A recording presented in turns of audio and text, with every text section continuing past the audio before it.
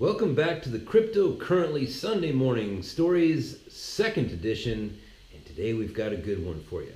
Now you might be asking yourself, Pete, why is it that you tell these stories about commodity traders from the past, or even commodity trades? Well, the thing is that cryptocurrencies, or any sort of currency, is a commodity, and I am a commodities trader. And these are the things that I'm fascinated by. And also because we're going through a period of our own history where 10 years from now, we're going to look back on today. And we're going to tell the stories of some of the amazing things and tragic things that happened during this time. So it's important that we remember the stories of the past and record the stories of the present so that we don't forget, so that later on in life we can learn from these accomplishments and we can learn from these mistakes and become better as a people for it. Now, today's story, I want to tell you the story of the greatest commodity trader who ever lived. His name was Mark Rich. You might remember that name because in the late 1990s, when President Bill Clinton was just about to leave office, he pardoned Mark Rich. And we all saw that. It was a huge scandal. The pardoning of Mark Rich, it raised a lot of eyebrows, and people were wondering, why is this? And then even still more people were wondering, well, who the hell is Mark Rich? You might be asking yourself that. If you remember that from back then, if you're, I don't know, older than 35 years old, you probably remember the pardoning of Mark Rich and the scandal that surrounded that. But you probably didn't know who the man was. As I said, Mark Rich was a commodity trader. He was the biggest one ever. As a matter of fact, it was rumored that Mark Rich was actually the richest man in the world, but unfortunately there was no way to calculate his wealth, so there was no way to prove it.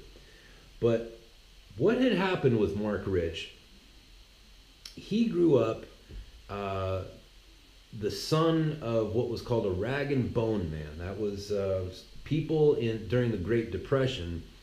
There were people that had no other choice but to pick through other people's garbage and pull out furniture or broken appliances and fix those things up and go sell them, and that's how they survived that economic catastrophe. Mark Rich was the son of one of these such men, a rag and bone man. So he grew up realizing that you have to do whatever it takes to survive. And he learned trading and he learned persistence from his father. And as he grew up, he went to work for a commodity trading firm called Philip Brothers that later on turned into Goldman Sachs. What we know as today is Goldman Sachs. We have Goldman Sachs in a very large part due to the work of Mark Rich.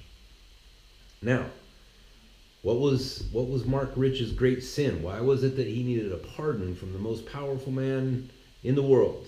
Well, during the oil crisis in the 1970s, Iran was, the nation of Iran was a friend of ours until the day that they weren't. And they started, their political leaders started chanting, "Death to America, death to America." And that's a very effective way to get yourself on the American shit list. And that's where they found themselves, to be enemies of the United States. And so we placed an embargo against them. We said, okay, no more doing business with you. And if we see any of our friends doing business with you, then they too will no longer be our friends. That's how an embargo works. So all of a sudden, Iran was cut off from the civilized world with all that oil underneath their sand.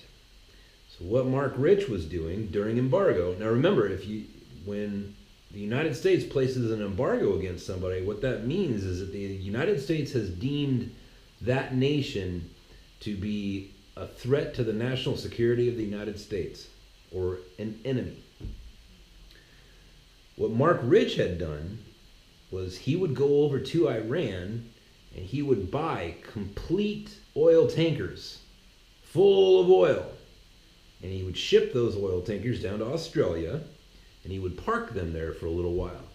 And then he would take that same ship and he would ship it to the United States, and sell oil to the United States as if it were from Australia. Now, you got to keep in mind, this is before the days of internet, and this is before the days of satellites, that you could, like Google Earth. There was no satellite system in place that could see a super tanker. So basically, Mark Rich was pulling a magic trick.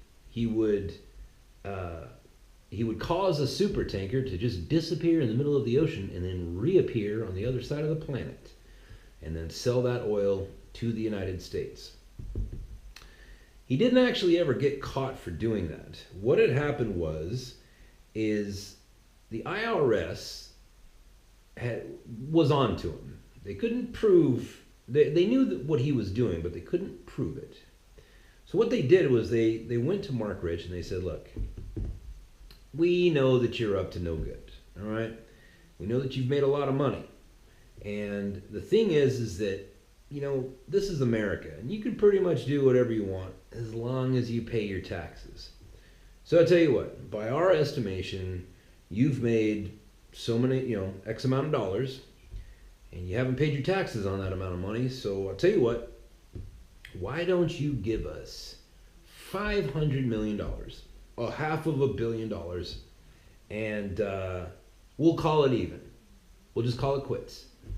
So Mark Rich pulls out his checkbook and he scratches out a check for $500 million and hands it to him, and off they went. And as they were getting into their car, they thought to themselves, you know what? I think we put that number too low. He was awful eager to write that check to us. So they set up another meeting with Mr. Rich, and they went back to his offices and they said, you know what? Why don't we just make it a cool $1 billion? So Mark Rich pulled out his checkbook and he scratched out another check for $500 million and handed it to the IRS agents with a smile. And the IRS agents went back, they got into their car, they drove back to the office, and they got to thinking to themselves, you know what? I think we may not have come up with a big enough number. After they had already gotten $1 billion from Mark Rich. Now this was in the 70s. So what they did is they set up just one more meeting with Mr. Rich, and they said, you know what? Tell you what, let's round it up. Let's make it an even $10 billion. And Mark Rich said, excuse me a second, gotta use the bathroom. And he got up, walked out of the room, went downstairs, got in his limousine, drove to the airport, got on his private jet, and flew to Switzerland. And that was the last he set foot in the United States, until many years later, where he paid the Clintons an undisclosed amount of money to get a pardon.